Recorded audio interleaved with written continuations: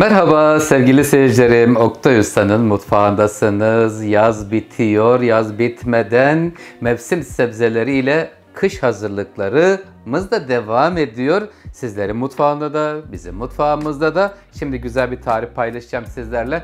Kış için güzel şöyle bir sos hazırlayacağım. Biber, domates, sarımsak, sirkeli, zeytinyağı, maydanozu olan böyle et yemeklerinin yanında kahvaltıda iştah açıcı, isterseniz biraz da pul biber koyup böyle acılı, sarımsaklı, güzel sirkeli bir sos hazırlayacağım. Şimdi burada toplamda 5 kilo domatesimiz var. 3 kilo Çanakkale domates, 2 kilo da burada şöyle uzun domateslerden, sobe domateslerden var.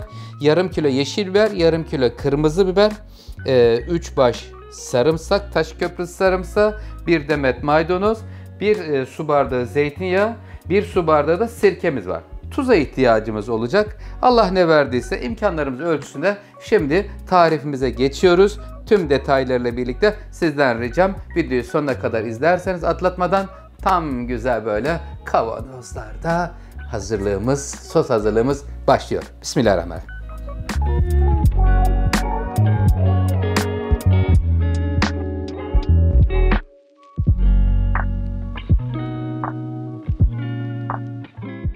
Evet, şimdi sevgili seyircilerim hemen şuradan domatesleri ikiye kesiyorum. Çanakkale domatesi, içi de gayet güzel etli ve sulu aynı zamanda.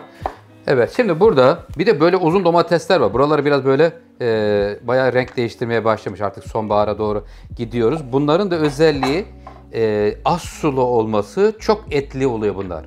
Ve lezzetli oluyor aynı zamanda. Böyle soslar için tek domates değil de böyle 2-3 domates, farklı cins domates tercih ederseniz güzel tadı güzel olur kıymetli seyircilerim. Şimdi hemen şöyle iri iri kuşbaşı şeklinde domatesleri doğruyorum. 2 Çanakkale, 2 tane uzun söbe domatesten. Ve şimdi parçalayıcıdan geçireceğiz burayı. Hızlı bir şekilde hemen 2 domatesi doğradım. Şuraya alıyorum. Parçalayıcının içine alacağım. Hemen hızlıca kabuğuyla birlikte. Bazı seyircilerim kabuğunu soymak isteyenler olabilir. İsterseniz tercih edebilirsiniz ama kabuğuyla olmasında hiçbir sakınca yoktur. Şimdi birazdan size sarımsakla ilgili püf noktası da vereceğim. Hemen basıyorum, çalışıyorum.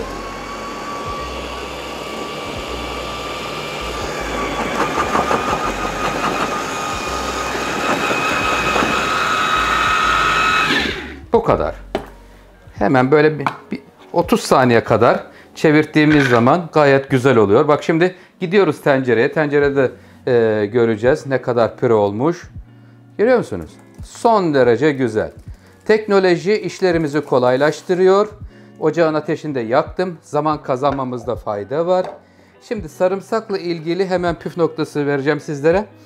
Sarımsağı alıyorsunuz. Bu tabii bu tarz soslarda, kış hazırlıklarında çok sarımsak kullanılacağı için bunları böyle güzelce ayırın. Şöyle ayırdıktan sonra sevgili seyircilerim burayı su dolu bir kabın içine alın bu sarımsakları. Sarımsakları su dolu kabın içine alıp da soğuk suda 1 saat, bilemediniz 2 saat kadar beklettiğiniz zaman sarımsaklar kabuklarını soyması çok kolay olur. Çünkü normalde böyle çoklu sarımsağı soymak son derece zordur. Ondan dolayı sizlere bu püf noktasını paylaşmak istedim. Suyu koyun. Güzel dişleri ayırdık tane tane ve suyun içine bırakıyoruz. Soğuk suda 1 saat, 2 saat bilemediniz beklesin. Sonra da çok kolay bir şekilde soyulurlar. İşinizi kolaylaştırmış olursunuz. Şimdi bütün domatesleri önce bir püre haline getiriyorum. Ondan sonra biberler ve sırasıyla devam ediyorum.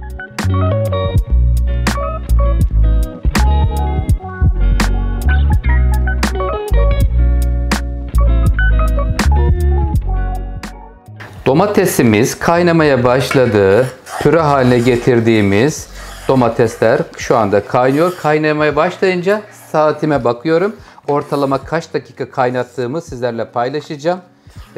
Böyle kaynamaya başladıktan sonraki süre ne kadar sürede piştiğini inşallah paylaşacağım. Şimdi sarımsakları biraz önce bahsettiğim yöntemle soydum, suda ıslattım. Kolay oluyor soyulması. Çünkü çok sarımsağı soymak çok zordur.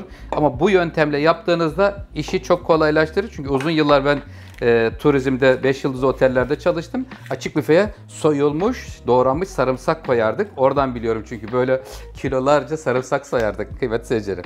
Evet, şimdi sıra geldi yeşil biberlere. Yeşil, kırmızı biber hepsini güzel çekirdeklerini ayıkladıktan sonra parçalayıcıdan geçireceğim.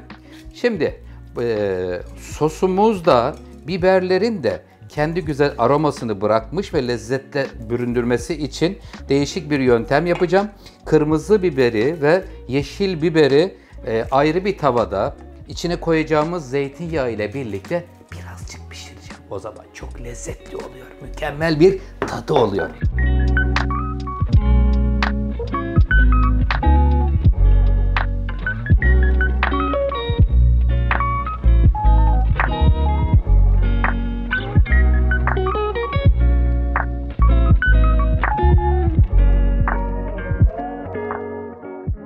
Kırmızı biber ve yeşil biber bir tencere içine aldım. Bakın önce sulandı. Suyunu tamamen çekti. Görüyorsunuz içinde suyu yok.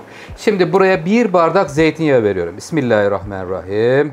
Zeytinyağında 2 biberi bir 5-10 dakika kızartacağım. Yani lezzetlenmiş olacak. Böylelikle biberin tadı daha iyi ortaya çıkmış oluyor kıymetli seyircilerim.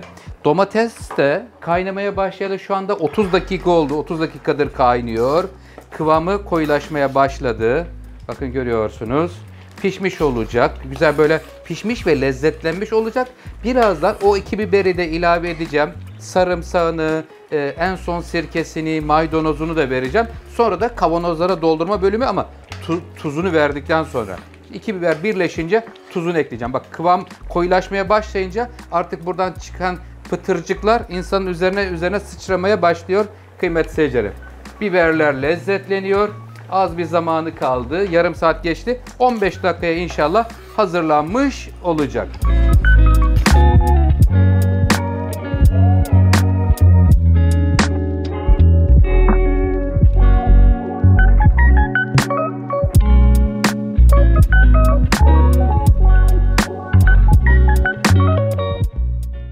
Domatesimizin kıvamı giderek yoğunlaşıyor. Kıymetli seyircilerim çok güzel oldu ama bakın görüyor musunuz? Gayet güzel oldu. 2 domatesin birleşimi ve yan tarafta da farklı bir yöntem yaptım. Kırmızı biberi, bak coslamayı duyuyor musunuz? Kırmızı biber ve yeşil biber zeytinyağında burada kavruldu. Ondan sonra buraya domatesin şimdi üzerine ilave edeceğim. Böyle yapmamdaki amaç daha lezzetli oluyor. Sizin sosunuz fark atan bir sos olsun.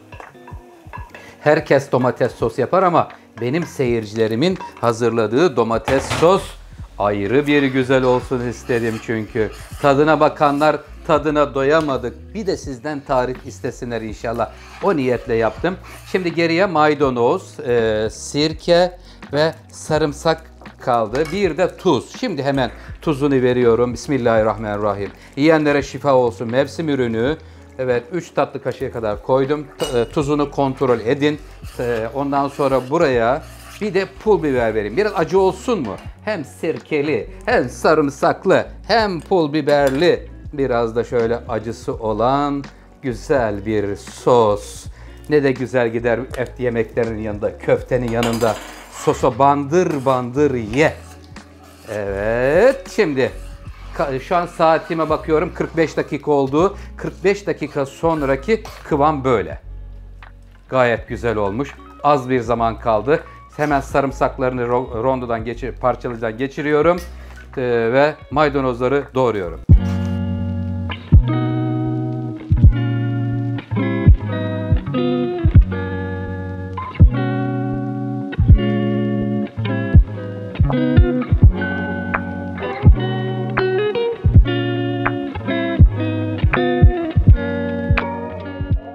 Sosumuz çok güzel oldu. Bakın öyle güzel bir kıvam aldı ki pırıl pırıl parlıyor. Şimdi sarımsağını ilave ediyorum. 3 baş sarımsak koydum içine. Böyle bol sarımsaklı, pul biberli, sirkeli. Böyle kışın özellikle iştahı olmayanlar bu sostan tattığı zaman iştahı yerine gelir Allah'ın izniyle. Şöyle sarımsak bir karışsın. Ondan sonra sirkesini ilave edeceğim. Ay maşallah. Şifa olur inşallah yiyenlere diyoruz. Bakın sarımsaklı haliyle de paylaşayım sizlerle. Çok güzel bir görseli oldu sosumuzun. Kış hazırlıkları. Evet, şimdi sıra geldi sirkeyi koymaya. Üzüm ya da elma. Allah ne verdiyse. Ben şu anda üzüm sirkesi koydum. 1 bardak su bardağı ile. Ondan sonra buraya ocağın ateşini de kapatıyorum şimdi. Maydanozunu da koydum. 1 demet doğranmış maydanoz. Ocağın ateşini kapat aşçım. Kapattım. Karıştırıyorum. Ve sosumuz tam 1 saatte hazırlanmış oldu. Böyle geniş, rahat bir tencerede yaparsanız güzel olur. Bakın karışsın. Çok güzel böyle sarımsak, sirke, maydanoz, pişmiş domatesin kokusu müthiş oldu mutfağımızda. İnşallah bu güzel lezzetler sizin de sofranızda olacak. Dolduruyorum. Sıkıca kapatıyorum. Ters çeviriyoruz. Bir gece bekliyor.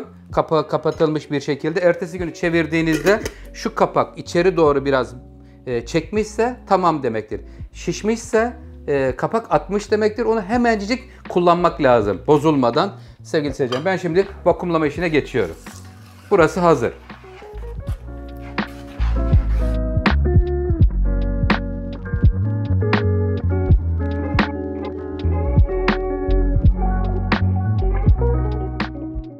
Evet sevgili seyircilerim, şimdi 5 kavanoz çıktı büyük, bir tane de küçük çıktı. İsterseniz küçük kavanozlara da koyabilirsiniz. Tek seferde bitiremeyebilirsiniz. Hele köftenin yanında müthiş olur. Bakın beyaz tabağı aldım. Beyaz tabaktaki rengin güzelliğini görüyor musunuz? Çok güzel oldu. Kıvamını da paylaşayım.